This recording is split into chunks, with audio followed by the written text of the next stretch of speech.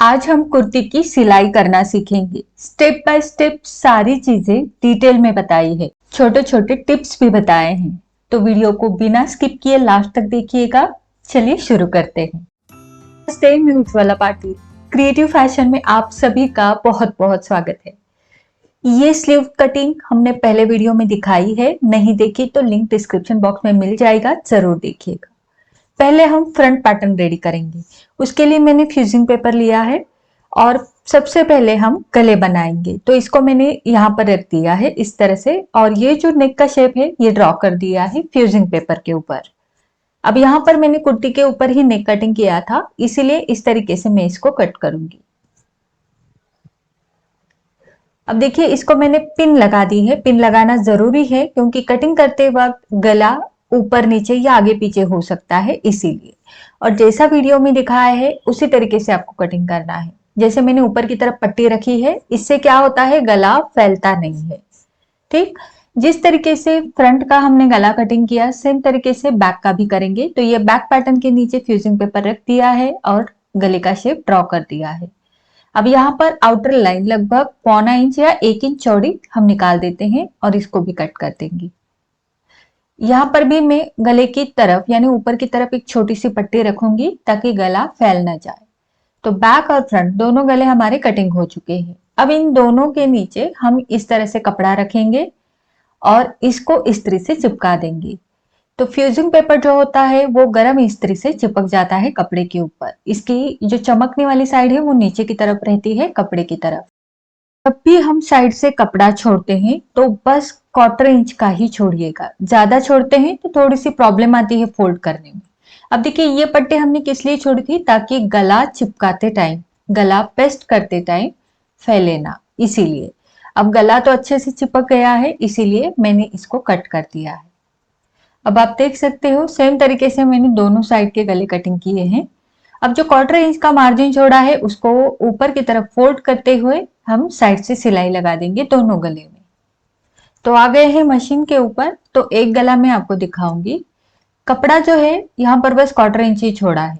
ज्यादा कपड़ा छोड़ते हैं तो भी कोई दिक्कत नहीं है, लेकिन कपड़ा फोल्ड करते टाइम बहुत ज्यादा सलवटें आती है और थोड़ी सी परेशानी होती है। इसीलिए जितना हो सके उतना कम कपड़ा छोड़ेंगे तो आसानी से हम इसको फोल्ड करके सिलाई लगा सकते हैं।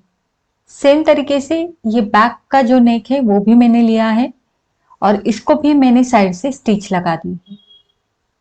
अब देखिए, दोनों गले के पैच रेडी है। ठीक, पहले हम फ्रंट का जोड़ेंगे। उसके लिए मैं यहाँ पर सबसे पहले इस तरह से 1/4 इंच अंदर एक लाइन बनाऊंगी। अब ये लाइन जो है वो डॉटेड लाइन बनाएंगे। हमेशा याद रखिएगा, जो शेप होता है चाहे आर्म होल का हो या फिर गले का हो, इस तरह से अगर डॉटेड लाइन बनाते हैं तो वो परफेक्ट शेप आता है। तो पहले डॉटेड लाइन बनाए, उसके बाद उसके ऊपर आप फिर से लाइन बना दें। तो ये बहुत आसान और परफेक्ट तरीका है। अब ये लाइन हमने क्यों बनाई है, तो देखिए, इस तरीके से अगर हम लाइन बनाते हैं तो इससे हमें एक फायदा होता है। जब भी हम गला जोड़ते हैं तो हमारी सिलाई कई बार इधर उधर हो जाती है क्योंकि हमारा कंसंट्रेशन नहीं रहता। तो इस तरह से अगर हम लाइन बनाते हैं तो बराबर से उसी लाइन के ऊपर हमारी सिलाई आती है और हमारा जो गले का शेप है वो बिल्कुल भी खराब नहीं होता। जैसा शेप हमने निकाला है वैसी ही सिलाई आती है। इस टिप को जरूर ध्यान में रखिएगा। अब देखिए, अब हम सिलाई लगाएंगे। तो ये जो लाइन है बस इस लाइन की ओर हमें देखना है और इसी लाइन के ऊपर हमें सिलाई चलानी है। ये बहुत ज्यादा आसान है और ये बहुत अच्छे से काम करती है टिप।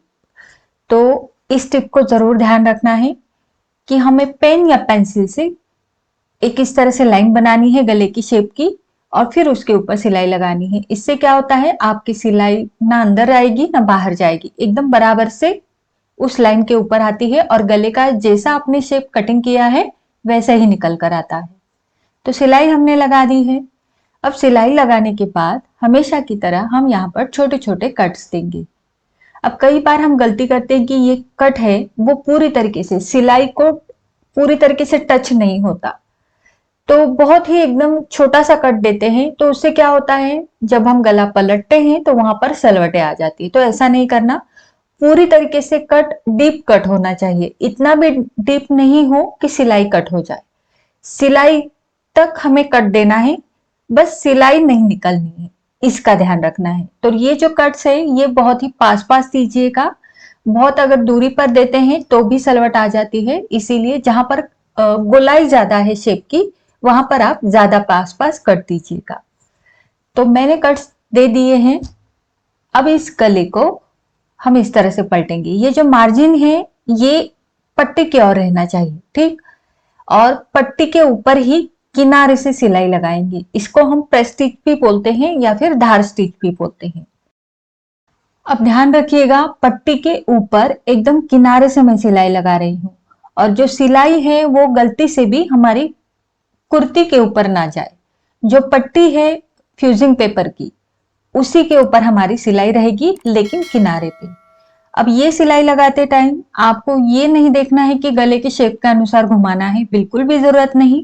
आप गले को एकदम सीधा करके भी सिलाई लगा सकते हो, क्योंकि गले में हमने कट्स लगाए हैं, उसकी वजह से आप, और सिलाई हम किनारे से लगा रहे हैं, तो इसकी वजह से गला अगर शेप में भी ना घूमे तो भी चलेगा, सीधा रखोगे तो भी चलेगा, क्योंकि सिलाई एकदम किनारे से आ रही है तो उसका कोई फर्क गले के ऊपर नहीं पड़ता।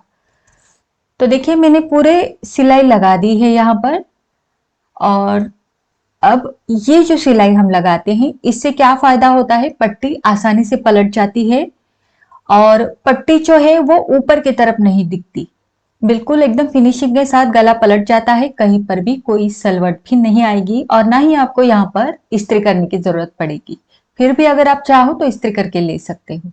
अब देखिए आप अंदर की तरफ यहाँ पर भी सिलाई लगा सकते हो। अगर आपको नहीं पसंद इस तरह से गले में किनारे से सिलाई लगाना, कई लोगों को नहीं पसंद होता है, तो वो गले को इस्त्री करके ले और बाद में तुरपाई करें। सीधी साइड से बिल्कुल गला सुंदर लग रहा है। अब इसको हम उल्टा करके लेंगे, और जब मैं तुरपाई करूंगी तो यहां से करूंगी, ठीक। तो ये गला बनकर रेडी हो जाएगा।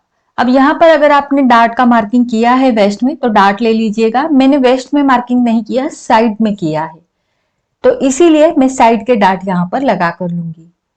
तो ये जो साइड डार्ट की कुर्ती है इसका वीडियो मैंने अपलोड किया हुआ है हमारे इस चैनल पर, अगर आपने नहीं देखा तो जरूर देखिएगा, लिंक आपको डिस्क्रिप्शन बॉक्स में मिल जाएगी। ये जो साइड डार्ट कुर्ती है इसमें अगर आपका हेवी बस्ट है तो इसमें फिटिंग बहुत सुंदर आता है साइड डार्ट की कुर्ती में। तो आप देख सकते हो यहाँ पर हेवी बस्ट के लिए ये बहुत ही अच्छे से कंफर्ट रूम तैयार हो जाती है, और बहुत ही स्मार्ट लुक आता है। तो फ्रंट पैटर्न को मैंने साइड में रखा है और लिया है अब बैक पैटर्न। सेम मैंने गले की जो पट्टी है पीछे की उसको एक सेंटर मार्क करके बराबर से सेंटर में लगा दिया है, और इसके ऊपर भी मैंने एक राउंड मार्किंग किया था पेन का, तो उसी के ऊपर सिलाई लगा दी, और जैसा गला फ्रंट में हमने जोड़ा था सेम तरीके से मैं यहाँ पर जोड़ रही हूँ। कट्स मैंने लगा कर लिए, उसके बाद पट्टी को पलट कर मैं प्रेस स्टिच लगाऊंगी। अब ये स्टिच लगाते टाइम आप देख रहे हो मैं बिल्कुल गले को सीधा रख रही हूँ, बिल्कुल भी शेप अनुसार घुमाने की जरूरत नहीं है। स्टिच लगाने के बाद अब हम लेंगे फ्रंट पैटर्न, और फ्रंट पैटर्न को हम इस तरह से रखेंगे, ठीक। तो यहाँ पर हम पहले शोल्डर्स जोड़ कर लेंगे। कैसे जोड़ने हैं, तो बैक पैटर्न की जो पट्टी है उसको इस तरह से रखकर उसके बीच में फ्रंट पैटर्न रख दिया है, ठीक है। तो आप देख सकते हो फ्रंट और बैक दोनों की सीधी साइड बीच में है, यानी अंदर की तरफ है, और इस तरह से रखकर मैंने सिलाई लगा दी है। सेम तरीके से इस साइड में भी पट्टी को पलट दिया, उसके बीच में फ्रंट पैटर्न की शोल्डर पट्टी रख दी, और यहाँ पर मैंने सिलाई लगा दी। इस तरीके से शोल्डर जोड़ने से आपकी सिलाई गुम हो जाती है, मतलब ऊपर की तरफ सिलाई नहीं दिखेगी और फिनिशिंग आ जाएगा। अब मैंने पट्टी को पलट दिया है फ्रंट पैटर्न के ऊपर, और अब मैं दूसरी सिलाई लगाऊंगी। अब यहाँ पर मैं आपको एक बात जरूर बताना चाहूंगी, जैसे आप पट्टी पलटते हो और सिलाई लगाते हो, कई बार क्या होता है यहाँ से मार्जिन तो आप सही से पकड़ते हो, लेकिन यहाँ आते आते मार्जिन एक तो ज्यादा हो जाता है या फिर कम हो जाता है। तो इस तरीके से यहाँ पर एक कर्व बन जाता है, गोलाई बन जाती है, जो बिल्कुल भी पहनने के बाद अच्छी नहीं लगती। आपके जो शोल्डर्स है वो उभरे उभरे लगते हैं कंधों के ऊपर। तो आपको जितना मार्जिन आपने पकड़ा है शुरू में, उतना ही मार्जिन लास्ट तक पकड़ते हुए सिलाई लगानी है। इससे क्या होता है, कुर्ती पहनने के बाद आपके शोल्डर्स के ऊपर ये बिल्कुल फिट आएगी, ऊपर नीचे चढ़ा उतार नहीं रहेगा। ठीक, तो इन छोटी छोटी चीजों का हमें ध्यान रखना है। अब देखिए यहाँ पर मैंने पट्टी को पलट दिया और कितना फिनिशिंग नजर आ रहा है। यहाँ पर जो हमारी सिलाई है वो पूरी तरीके से गुम हो जाती है। ओके, तो ये देखिए, और उल्टी साइड से भी आप देख सकते हो, ये पूरा यहाँ पर फिनिशिंग नजर आएगा।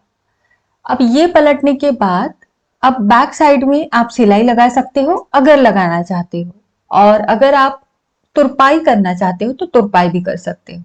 तो मैं पहले बैक पैटर्न में एकदम किनारे से सिलाई लगाऊंगी जिस तरीके से फ्रंट में लगाई थी। तो दोनों तरफ के गले में मैंने अंदर की तरफ के किनारे से सिलाई लगा दी है, और जो इसकी बाहरी साइड है यहाँ पर मैं तुरपाई करूंगी। आप चाहो तो यहाँ पर दोनों को एक साथ सिलाई भी लगा सकते हो, जैसे आपकी चॉइस है। तो गले हमारे यहाँ पर बन चुके हैं। गले बनने के बाद अगर आपके बैक साइड में वेस्ट में डार्ट है तो आप वो लगा कर लीजिएगा। मैंने बैक साइड में डार्ट नहीं बनाए हैं। तो अब हम यहाँ पर फिटिंग का मार्किंग करेंगे। जी हाँ, स्लीव्स अटैच करने से पहले मैं यहाँ पर फिटिंग का मार्किंग करने जा रही हूँ। यहाँ पर आपको फ्रंट और बैक दोनों आर्म होल एक दूसरे के ऊपर बराबर से रखने हैं, ये चीज पहली करनी है। फिर आपको देखना है कि यहाँ पर कपड़ा कहीं आगे पीछे तो नहीं हुआ है या फिर बाहर की तरफ नहीं आया है। अगर ऐसा है तो उसको ट्रिम करके ले। ये होने के बाद अब हम जो बैक पैटर्न है यहाँ पर फिटिंग का मार्किंग करेंगे। वैसे तो यहाँ पर पहले से ही मार्किंग है, लेकिन फिर भी हम स्टिच करते टाइम एक बार और करते हैं। तो पहले होता है चेस्ट का मार्किंग। जैसे कि हमारी चेस्ट साइज थी 34 इंच, उसका चौथा भाग हुआ 8.5 इंच, उसमें 0.25 इंच का लूजिंग, तो टोटल मार्क हुआ 9.25 इंच पर। उसके बाद दूसरा मार्किंग आता है कमर का। कमर की गोलाई जो बॉडी के ऊपर ली थी वो थी 30 इंच, चौथा भाग हुआ 7.5 इंच, उसमें 0.25 इंच का लूजिंग, तो 8.25 इंच पर मार्किंग हुआ। हमारा 40 इंच जो कि बॉडी के ऊपर नापा था, उसका चौथा भाग होता है 10 इंच, तो बराबर से 10 इंच पर मार्क किया है, उसमें कोई लूजिंग ऐड करने की जरूरत नहीं है। अब यहाँ पर कैसे पता चले कि कमर का नाप कहाँ पर है, हिप का नाप कहाँ पर है? जो कि मेरे पहले से ही मार्क थे इसलिए मुझे शो हो रहा था। लेकिन आप क्या करोगे अगर आपका नहीं दिख रहा है तो चेस्ट लाइन के नीचे, अगर आपकी ज्यादा हाइट नहीं है तो 7 इंच, या फिर हाइट है तो 8 इंच नीचे आप कमर की गोलाई नापोगे, और कमर के नीचे 6 इंच या 7 इंच वहां पर आप हिप की गोलाई नापोगे और उसका फिटिंग का मार्क करोगे। क्लियर? अब देखिए यहाँ पर ये जो कमर है यहाँ पर हम 1 इंच ऐसे लाइन बनाएंगे, आधा इंच ऊपर आधा इंच नीचे। हमें यहाँ पर भी करना है जहां पर हमारे हिप का मेजरमेंट है। यहाँ पर भी हम हिप लाइन के ऊपर 1 इंच जाएंगे, नीचे नहीं जाएंगे। तो हिप लाइन के ऊपर 1 इंच या 0.25 इंच इस तरह से आप सीधी लाइन बना दो और अब मार्किंग कर दो। तो मैंने 0.25 इंच लिया है, आप चाहो तो 1 इंच भी रख सकते हो। तो यहाँ पर मैंने 0.25 इंच ऊपर मार्क किया, और कमर का मैंने कैसा किया, आधा इंच नीचे और आधा इंच ऊपर, इस तरह से 1 इंच की लाइन बनाई। अब ये इस तरीके से हम जोड़ देंगे चेस्ट लाइन को जहां पर हमने फिटिंग का मार्क किया था, और उसी जो आधा इंच नीचे लिया है वहां से जोड़ देंगे हिप लाइन को। तो इस तरीके से अगर हम फिटिंग का मार्किंग करते हैं तो इससे फिटिंग हमारी एकदम गोलाई में आएगी, कोने नहीं बनेंगे। ठीक, तो बस आपको इस तरह से मार्किंग करना है। अब देखिए ये मार्किंग तो हमारा हो चुका। अब यही मार्किंग हमारे फ्रंट की तरफ भी आना है, तो इसीलिए मैंने फ्रंट को यहाँ पर फोल्ड किया। जब भी आप फोल्ड करोगे तो एक चीज का ध्यान रखना है, यहाँ पर ये जो आर्म होल है ये बराबर से, चारों आर्म होल एक दूसरे के ऊपर बराबर से मिलने चाहिए। तो फ्रंट और बैक ये दोनों आर्म होल जो है, मतलब ये चारों लेयर्स जो है वो एक दूसरे के ऊपर बराबर से आएंगे। फिर ये फोल्ड फोल्ड भी बराबर से एक दूसरे के ऊपर आएगा, कोई आगे पीछे नहीं होना चाहिए। ये रखने के बाद आप यहाँ पर एक पिन लगा दो। तो ये चारों लेयर्स पकड़ते हुए मैंने 2 पिन्स लगाए हैं। अब हम यहाँ पर फिटिंग का मार्किंग करेंगे। तो ये जो फिटिंग का मार्किंग है ये नीचे की तरफ आपको करना है। तो कैसे करोगे, इसके ऊपर आप ट्रेसिंग व्हील घुमाकर नीचे की तरफ आपकी लाइन बन जाएगी। अगर आपके पास ट्रेसिंग व्हील नहीं है तो आप इसको इस तरह से फोल्ड करोगे, जहां पर हमने मार्किंग किया है उसी के ऊपर ये बराबर से फोल्ड होगा और नीचे की तरफ आप इसको मार्क कर दीजिएगा। इस तरह से मार्किंग करने से क्या होता है, मशीन के ऊपर जब भी हम सिलाई लगाते हैं तो सीधे हाथ सिलाई आती है। ये तो मैं आपको बाद में दिखा दूंगी। तो मार्किंग एकदम बराबर से हमारा हो चुका है। मैंने फिर से एक बार चेक भी किया है ये एकदम बराबर से है। अब मैं इसको खोल देती हूँ और अच्छे से लाइन बना दूंगी। अब ये पिंस जो लगाए थे उसको हम निकाल देंगे। तो फिटिंग का मार्किंग तो हमारा हो चुका। अब पहले स्लीव्स अटैच करेंगे, उसके बाद हमारी फिटिंग आएगी। लेकिन मैं आपको दिखाऊंगी ये मार्किंग हमने क्यों किया है। तो देखिए इस साइड से हम सिलाई लगाएंगे। इस साइड से सिलाई लगाने के बाद हम क्या करते हैं, कुर्ती को पलट देते हैं इस और फिर हमारा मार्किंग यहां से है तो यहां से सिलाई आएगी। मतलब दोनों जो मार्किंग है वो सीधे हाथ आएंगे। अब देखिए स्लीव्स अटैच करने से पहले इसको हम थोड़ा सा प्रिपेयर करेंगे। तो जो स्लीव का सेंटर है उसके दोनों साइड में मैंने 3-3 इंच पर मार्क किया है, जो कि आपको सभी साइजेस में करना है। अब यहाँ पर ये जो एरिया है 3-3 इंच का, वो हमें श्रिंक करके लेना है। मतलब कि देखो इस उंगली को यहाँ पर हम रखेंगे और कपड़े को छोड़ना नहीं है, कपड़े को होल्ड करके रखना है, बस सिलाई को चालू रखना है जब तक दूसरा मार्क ना आए। तो ये देखिए पूरी तरह से मैंने यहाँ पर सिलाई लगा दी है और फिर उंगली को छोड़ दिया है। तो आप देख सकते हो जो एरिया है ये श्रिंक हो गया है और ये बिल्कुल परफेक्ट फॉल आएगा स्लीव का जब हम अटैच करेंगे। तो सेम तरीके से मैंने दूसरे स्लीव को भी रेडी किया है और दोनों स्लीव्स के बॉटम भी मैंने फोल्ड करके लिए हैं। अब देखिए ये सेंटर है स्लीव का और ये जो कुर्ती है इसकी ये शोल्डर की सिलाई है। तो शोल्डर की सिलाई और स्लीव का सेंटर दोनों को एक दूसरे के ऊपर रखकर हम स्लीव्स को अटैच करेंगे। तो पहले देखिए फ्रंट को फ्रंट और बैक को बैक। ठीक, तो फ्रंट कौन सा होता है, जो स्लीव का कटिंग हमने अंदर की तरफ से किया होता है वो फ्रंट होता है। और बैक का जो कटिंग रहता है स्लीव का वो बाहर की तरफ से रहता है। तो बस इसका ध्यान रखते हुए पहले आप आधा हिस्सा जोड़ दीजिएगा, सेंटर से सिलाई को शुरू कीजिएगा। ये करते टाइम स्लीव को आपको जरा भी खींचना नहीं है। ठीक, अब ये वाली सिलाई लगाएंगे यानी कि बचा हुआ आधा हिस्सा, तो इसको भी मैं सेंटर से ही शुरू करूंगी और यहां पर खींचना नहीं है, हमें स्लीव को बिल्कुल भी खींचना नहीं है, इसका ध्यान रखें। तो सिलाई हमने पूरी लगा दी है। यहां पर आप डबल सिलाई लगा कर लीजिएगा। सेम तरीके से दूसरी साइड के स्लीव भी मैंने अटैच कर दी है। अब जो हमने फिटिंग का मार्किंग किया है बराबर से उसी के ऊपर हम फिटिंग कर देंगे। तो यहाँ पर स्लीव की फिटिंग का मार्किंग नहीं किया था क्योंकि वो हमने अभी अभी अटैच की है, तो वो भी मार्किंग मैंने कर दिया। और अब हम यहां से इसको स्टिच करेंगे। तो फिटिंग की सिलाई करते टाइम जो हम शुरू करते हैं वहां पर आपको सिलाई को लॉक करना है, फिर आगे की तरफ बढ़ना है। तो आर्म होल की सिलाई है ये हमेशा आपको स्लीव की तरफ रखनी है। जैसे आप वीडियो में देख पा रहे हो सिलाई को मैंने स्लीव की तरफ रखा है और सिलाई को कंटिन्यू किया है।